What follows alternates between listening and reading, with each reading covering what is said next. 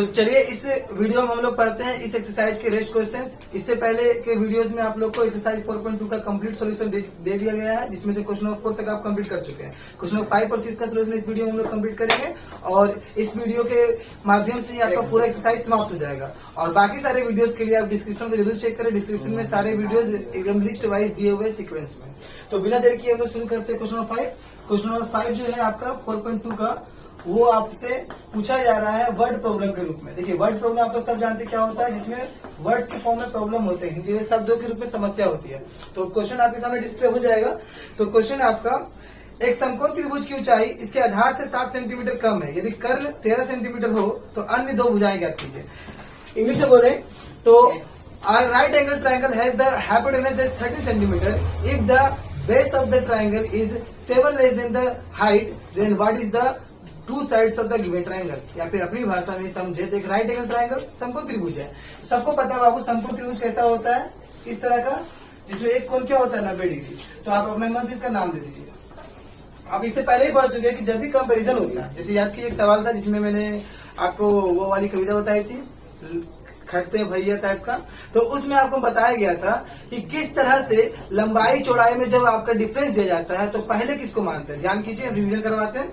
अगर हम बोलेंगे कि लंबाई चौड़ाई के दुगने से एक कम है तो आप दूसरा बार में किसका नाम देंगे, चौड़ाई का, चौड़ाई को मानते थे। उसी प्रकार से इस क्वेश्चन में है, क्या दिया हुआ आपको, इस क्वेश्चन में दिया हुआ है ऊंचाई इसके आधार से 7 सेंटीमीटर कम है, height is 7 less than the base. तो हम लोग कह सकते हैं कि सेकंड नाम में किसका आया वैल्यू, बेस का, यानी आधार से। तो हम लोग पहले आधार को मान लेंगे।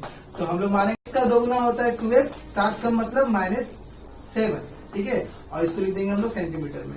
तो क्लियरली आपको दिख रहा होगा, जैसे इंडिकेट कर देता हूँ अलग से, कि इस राइट एंगल ट्राइंगल में 3 साइड होते हैं, जिसमें से एक साइड है आधार जो है x, एक साइड है ऊंचाई जो है 2x - 7 जो हम लोगों ने लाया, और बच गया सर कर्ण। तो कर्ण तो साफ कर दिया हुआ, कर्ण है 13 सेंटीमीटर।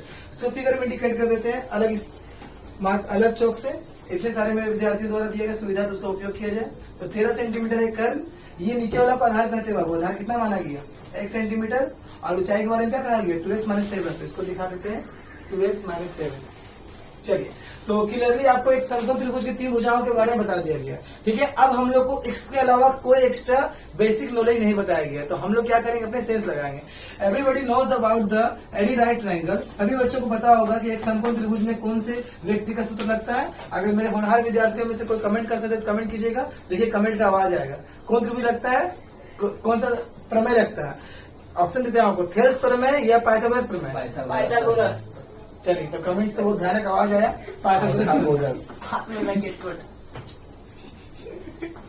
पाइथागोरस प्रमेय अब बोल तो दिए बहुत आसान से, देखते हैं किसको याद है पाइथागोरस प्रमेय। आप नाम के हिसाब से बता सकते हैं, ठीक है। जैसे इसका नाम आप लोग दिख रहा होगा, इसका नाम मैंने क्या लिया था, ABC। तो ABC मैंने अगर इसका नाम लिया था तो हम कहेंगे ना कि 90 डिग्री के सामने वाला पहले क्या है, AC स्क्वायर। जो ऊपर से जा रहा है उसका नाम क्या है, प्लस जो बेस में उसका नाम क्या है, BC स्क्वायर। चलिए हम लोग वैल्यूज पुट करेंगे, इक्वेशन सॉल्व करेंगे, बन के हम लोग का पलवान में तैयार हो जाएगा। देखिए फिर से मैं आपको बता देता हूँ, लंबा वीडियो ना करते हुए हम लोग सॉल्यूशन को आपके भरोसे छोड़ देते हैं। अगर सॉल्यूशन में आपको दिक्कत होता है तो आप कमेंट करें, कमेंट के द्वारा आपको अलग से प्रोवाइड कर दिया जाएगा वीडियो। बाकी अगर आपसे ना बने तो मैं वीडियो के एंड में एक सोल्यूशन पेज दे दूंगा, जिसके हेल्प से आप बना सकते हैं। फिर भी डाउट है तो कमेंट में बताएं। देखिए हम लोग मेन यहाँ पे मैं आपको वर्ड प्रॉब्लम बताने की कोशिश करेंगे, इक्वेशन आप खुद हैंडल कर लीजिएगा। देखिए हम आधा बना देते हैं। जहाँ AC हो AC का वैल्यू 13 सेंटीमीटर, 13 का स्क्वायर। AB का वैल्यू देखिए ध्यान से 2x - 7 है, ठीक है। 2x - 7 का होल स्क्वायर, और प्लस BC का वैल्यू कितना, x। अब ध्यान रखिएगा, एक बार दोबारा चेक कर लेते हैं। इसकी वजह 7 सेंटीमीटर कम है, एक समकोण त्रिभुज इसके आधार से 7। हाँ देखिए, थोड़ा सा क्वेश्चन को करेक्ट कर लीजिएगा। इस क्वेश्चन में दुगुना से 7 कम नहीं बोला, केवल बोला आधार से 7 कम। यह क्वेश्चन आपको और इजी हो गया, ठीक है। आधार से 7 कम मतलब x - 7, ठीक है। मैं इसे एडिट कर दूंगा, इसकी चिंता की कोई दिक्कत नहीं है। तो x का वैल्यू आधार x हो गया और ऊंचाई हो जाएगा आधार से 7 सेंटीमीटर कम, यानी ओनली x - 7।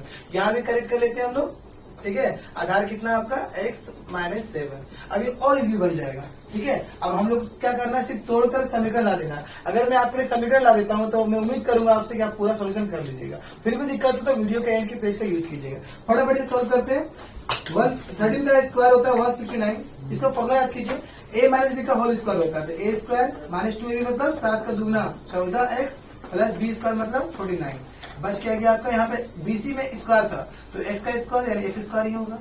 अब जितना जल्दी हम इसको सॉल्व कर सकते हैं, ठीक है। तो एक काम करेंगे, इस 69 को उधर भेज देंगे 169 को, ठीक है। तो पहले यहाँ देख लीजिए हैंडल करते हैं। एक्स स्क्वायर कितने हो गए, 2x स्क्वायर, और x के टर्म्स क्या बचे 14x, और नंबर है आपका 49, और हम इसको भी इधर लाने की प्लानिंग कर रही है, मतलब माइनस 169।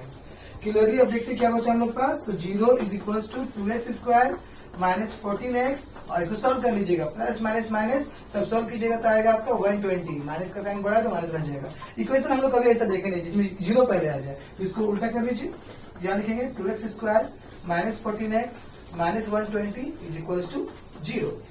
अब हम लोग को इस पूरे इक्वेशन में कुछ कॉमन दिख रहा है, अगर आप लोग समझदार होंगे तो सबसे क्या कॉमन आ रहा है, 2 कॉमन आ रहा है, ठीक है। तो 2 कॉमन लेंगे तो मन में ले लेंगे, कॉमन जब भी लीजिए ना इक्वेशन में तो समय बचाइए, मन में कॉमन लीजिए 2, तो 2 के टेबल से 2 गया, क्या बचा एक्स स्क्वायर, 2 के टेबल से 14 7x, 2 के टेबल से 120 60 टाइम्स में इक्वल टू 0। अब जैसा मैंने आप लोगों से उम्मीद किया है कि आप लोग 10th के विद्यार्थी हैं तो आगे की क्वेश्चन सॉल्व कर लीजिएगा, जब सॉल्व कर लीजिएगा एक्स का वैल्यू आएगा। तो मैं आपको हिंट दे देता हूँ, अभी तक आप गुणनखंड विधि सीखे हैं, मल्टीप्लाई करने से 60 आएगा, सॉल्व करने से 7 लाना, तो 16 के लिए कौन कौन फैक्टर होते हैं, 32 जा 60, 61 जा 60, 12 5 जा 60, देखिए यही आंसर आ गया। 12 5 जा 60 लीजिए तो 12 से 5 जाएगा तो 7 आ जाएगा। तो आई होप आप इसका क्लियर आंसर बताइएगा। आंसर बताने के बाद आप कमेंट बॉक्स में लिखिए, नहीं तो आप अलग से सोल्यूशन कमेंट से मांगिए, आपको जरूर मिल जाएगा, ठीक है। तो इसको सोल्व करके इसका वैल्यू निकलेगा, वैल्यू निकालने के बाद पुट कर देंगे तो निकल जाएगा आधार और उच्च।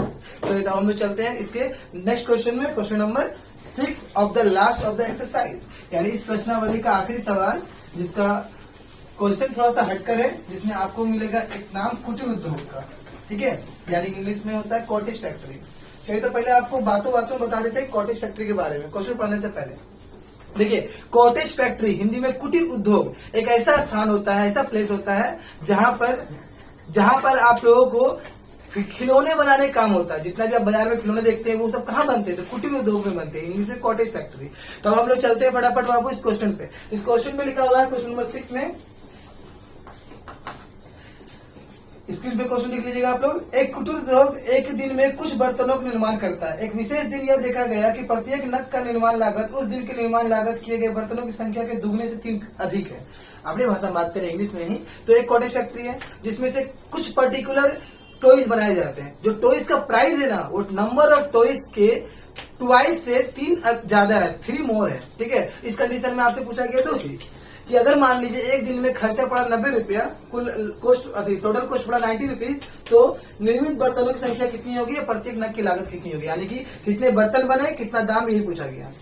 ज्यादा बोर ना हो इसलिए आप लोग एक प्रैक्टिकल एग्जाम्पल देते हैं। मान लीजिए कि आप लोग क्या ना एक दुकान में बैठे हुए हैं, ठीक है। एक दुकान में क्या आपके पास 10 खिलौने हैं, या फिर मान लीजिए 10 ज्योमेट्री बॉक्स है, हर ज्योमेट्री बॉक्स सेम है और हर ज्योमेट्री बॉक्स का दाम है आपका 15-15 रुपए। तो 10 ज्योमेट्री बॉक्स से 15-15 रुपए का, तो आपसे पूछा जाए ना कितना का आप सामान रखे हो अपने दुकान में, तो 10 ज्योमेट्री बॉक्स 15 रुपए दाम, तो 10 गुना 15 150 रुपए सामान अपने दुकान में रखे हुए हैं। तो वैसे कंडीशन यहाँ भी है, कितना खिलौना बना, कितना खिलौना का दाम है, उसी के हिसाब से 90 रुपया टोटल कॉस्ट दिया हुआ है।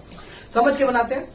जैसे हर बार की तरह हम आपको बताएं, सेकंड नाम को पहले मानिएगा। तो क्वेश्चन को रिपीट देख लीजिएगा आप लोग स्क्रीन पे, जिसमें लिखा हुआ था अंडरलाइन करके, खिलौने का जो मूल्य है, the price of the toys is twice the number of toys and 3 मोर, यानी कि खिलौना का संख्या का दुगना और 3 अधिक, दाम संख्या का दुगना 3 अधिक है। बस सेकंड नाम किसका है, संख्या का। तो हम लोग क्या मानेंगे, खिलौनों की संख्या बराबर नंबर ऑफ टॉयज। अगर आपको इंग्लिश में चाहिए होगा तो बोलिएगा, आपको इसी के नीचे अंडरलाइन करके एडिट करके दिखा दिया जाएगा, ठीक है। तो खिलौनों की संख्या हम लोग क्या मान लेते हैं, एक्स, क्योंकि आपको सेकंड नाम खिलौना संख्या का है। तो मान लेते खिलौना एक्स पीस है, तो खिलौनों का जो दाम है वो कितना है, प्राइस ऑफ द टॉयज।